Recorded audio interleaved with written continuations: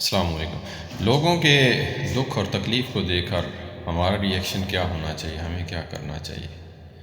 چلتے ہیں پیر صاحب کے پاس، پوچھتے ہیں کیا کہتے ہیں، دکھ سن کے نا دکھ اور تکلیف میں کیا کرنا تبصرہ نہ چاہیے، کیا ہمارا کرے۔ ریئیکشن کیا ہونا ہاں میں ادو اینو سمجھاندا سا، میں ادو اینو آندا سا، اور تبصرہ نہ کیا کرے۔ بڑے بڑے سیانے اور سمجھدار لوگ جب پھسلتے ہیں تو پتہ ہی نہیں چلتا۔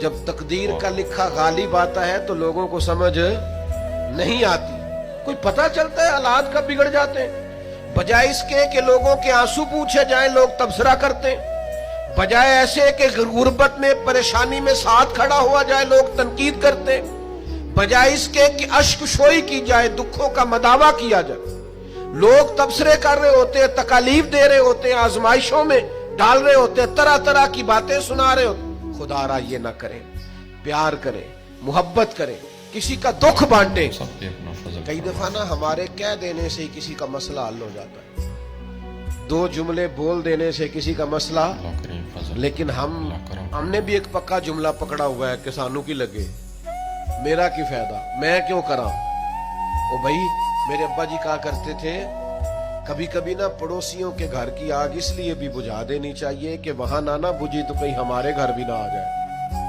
اس نیت سے کسی کا مسئلہ حل کر دو، لیکن لوگ یہ بھی کرنے کو تیار